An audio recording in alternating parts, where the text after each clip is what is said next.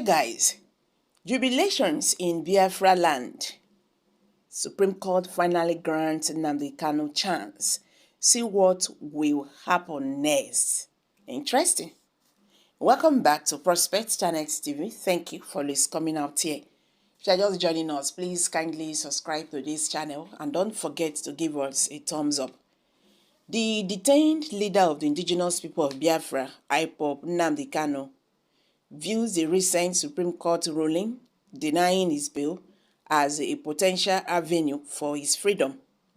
During a meeting with his legal team led by the Special Counsel Aloy Ejimako and Barrister Wanne Mika at the DSS facility in Abuja, Kanu expressed disappointment with the judgment but identified aspects that could open a new legal pathway for his release.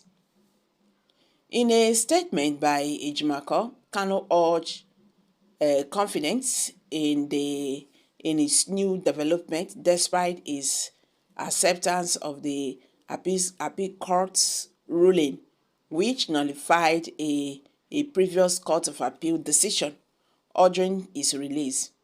Nnamdi Kanu questions whether the courts effectively nullify constitutional previous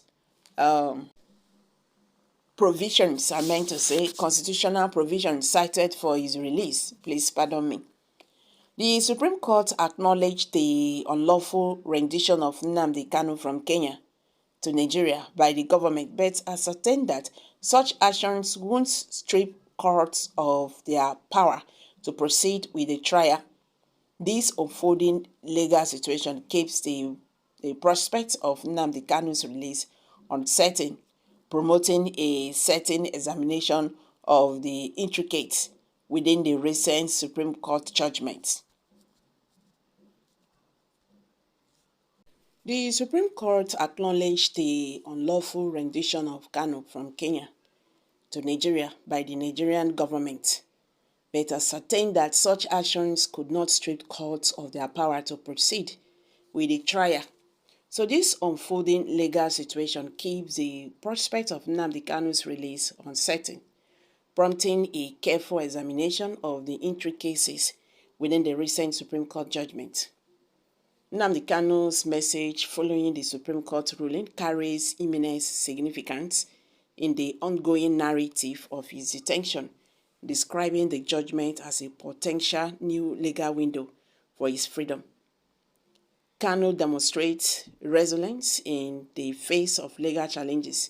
He expressed disappointment with the decision tempered by a strategic optimism, suggesting that certain aspects of the ruling may pave way for his release. This message underscores Kanu's determination and belief in the legal processes despite setback by urging confidence from the supporters. He seeks to maintain a unified front in the pursuit of justice. The acceptance of the Supreme Court decision, coupled with a critical questioning of its implication on constitutional provisions for his release, reveals Kanu's nuanced understanding by the legal intricacies surrounding his case. In the broader context, Kanu's message highlights the complexities of his legal battle and his broader implications for the Biafran case. It serves as a rallying call for continued support for the vigilance from the followers, emphasizing the opening struggle for his freedom within the critical web of legal proceedings. So guys, what's your take on this? Nnamdi Kanu, the detained leader of the indigenous people of Biafra, IPOB, conveyed his perspective on the recent Supreme Court ruling denying his bail during a routine meeting with his legal team at the Department of State Service DSS facility in Abuja. This gathering, spearheaded by Special Counsel Aloy Ejimako and Barrister Wanne Mika, aimed to discuss the implications of the court's decision.